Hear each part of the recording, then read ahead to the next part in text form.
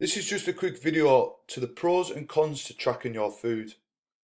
As with tracking, you can understand where you're going, where you have been, and what you can do in the future to improve things. Now, you can take this element of tracking in any aspect of life, but we're going to talk about weight loss and weight gain, and obviously weight maintenance and management.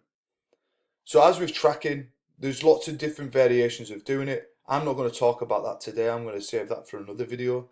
But I'm just going to talk through the pros and cons as to why it might benefit you and some of the things that you might come up against when it comes to tracking your food.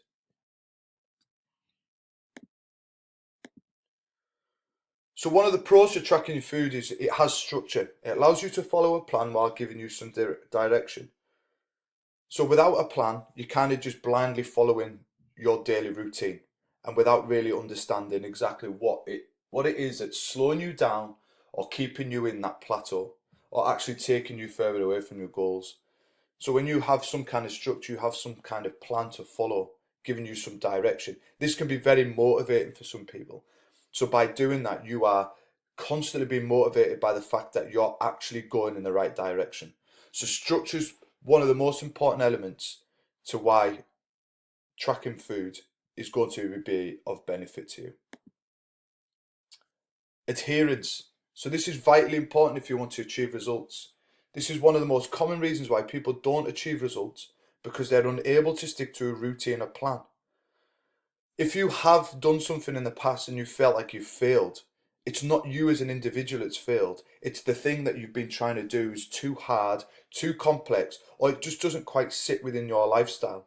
So what I mean by that is if you've done some kind of fad diet in the past, or you've tried something different and it hasn't worked, it's not you that's the issue. It's that.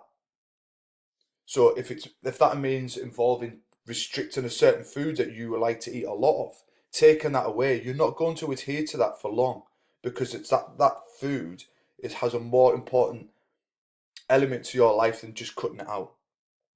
Or likewise, if it means adding foods in that you don't typically tend to eat a lot of, you're not going to adhere to that either, because it's not something that kind of you do daily with ease.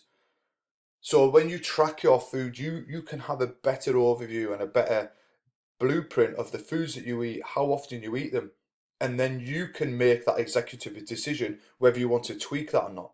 And when it becomes your idea, it becomes a lot more easier for you to understand. So adherence is probably the most important factor when it comes to any kind of weight loss, weight maintenance, or weight gain, is that whatever it is, you've got to make it nice and simple so you can adhere to it. Education. This is something that I find very important, because being educated will empower you with the knowledge and the ability to make decisions to help you progress further. When you don't understand something, it's very unlikely you're going to do it. But once you get a better understanding, it gives you the knowledge to then cast that net a little bit further into your diet, so you can start looking into other aspects of your diet and start educating yourself on that, and educating yourself on why you do that as an individual. Once you understand that, you start to understand yourself better, and then you can start improving and start bettering those things. So education is probably the foundation to anything when it comes to trying something new, is making sure that you're educated right, you're getting the right facts, you understand it better, so then you're going to stick to it longer. And here's some other pros to tracking your food. It can be very specific to you. So I might be tracking calories, you might be tracking bread and how much bread you eat. And when you track bread, you might then start saying, if I reduce bread, I'm therefore going to eat less, which then means I'm going to ultimately achieve weight loss. Whereas someone might just be tracking a whole series of foods. They might be tracking their macros, or someone might be tracking their vegetables. So it's whatever you want it to be, and you can make it as specific to you as you like. And when you consistently track something, you're going to get a consistent result.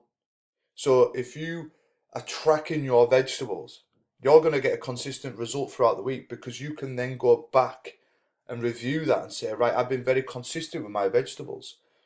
And then when that comes a part of your diet, you can stop doing that and start focusing on something else. So it can be very consistent. And then that touches on scalable. So when you say, all right, I'm going to track my vegetables, or I only had like 1 portion of vegetables today. Tomorrow I'm going to have 2 portions of vegetables. And then the next day I'm going to have 3. Or by the end of the week, I want at least 10 portions of vegetables within my diet. That's a way of scaling what you're tracking. And then lastly, it's a way of being accountable. So it's holding yourself accountable. It's having some autonomy about what you're doing.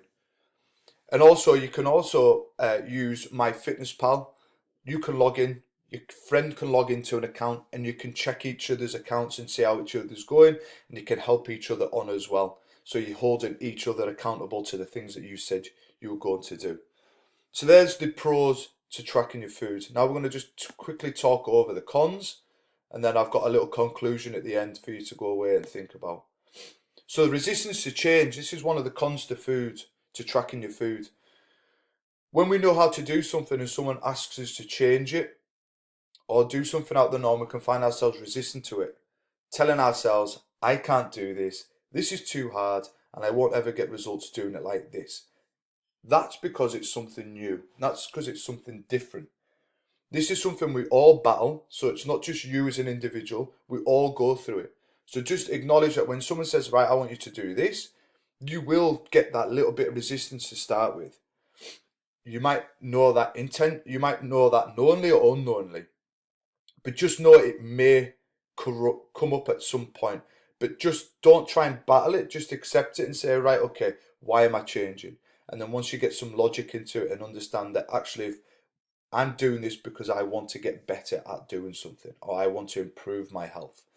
Once you start telling yourself, that resistance to change may alter. Tracking food can be complex.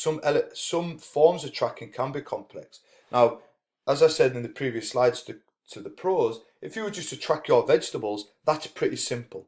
To track your macros, that's pretty complex.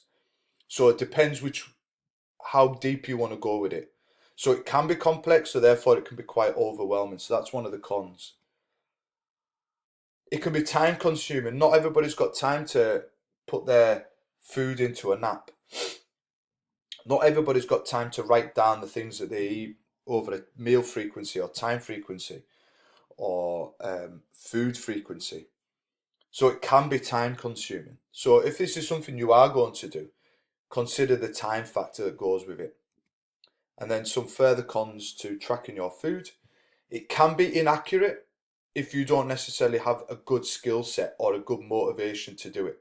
If you're not very motivated to do it, then it's not going to be all that accurate.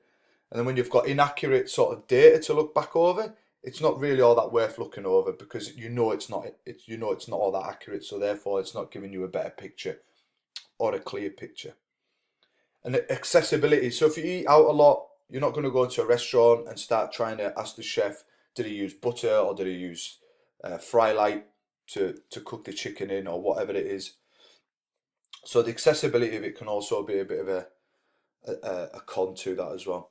And then inconvenience, it can cause a disruption to your day or your routine. By having to do all this, right, this is an inconvenience, I haven't got time to do this. So therefore it's an inconvenience, so therefore I'm not going to do it. So that's one of the cons to that as well. So the conclusion to it, is it better to track your food or not? And here's what we think. The decision is entirely up to you. But here are some considerations though. If you've been struggling to maintain, lose weight, or perhaps change how your body looks, then perhaps use a simple tool like tracking your food. It may well help you. Tracking your food isn't the silver bullet to success. There are other factors and elements to consider. But what we have noticed is that we have a higher success rate when people track their food than anything else. Just recently we had a client come in and they said, right, I'm really struggling with my weight. I said, right, okay, I want you just to track your food for the next 5 days and then get back in touch. They did that and they lost a couple of pounds because we were a lot more mindful about the things they were eating. So that for us is a win. So if you're on the fence about tracking your food, here is our thoughts. Start off with a really simple method like tracking bread, tracking your vegetables, tracking your protein. Choose something you know you can do consistently, like one of the above that I've just mentioned. And then once you start, you can start looking at the details of your nutrition a little bit more closely. This is giving you a better snapshot of what you're doing. When this happens, you have the ability to start tweaking things and start nudging things in the right direction. So there you have it. There's some pros and there's some cons to tracking your food. From that, from this video, I hope you can kind of make a little bit more of an executive decision whether that's something you want to do or that's something that you may not be interested in doing. But understanding that both sides do have pros and cons.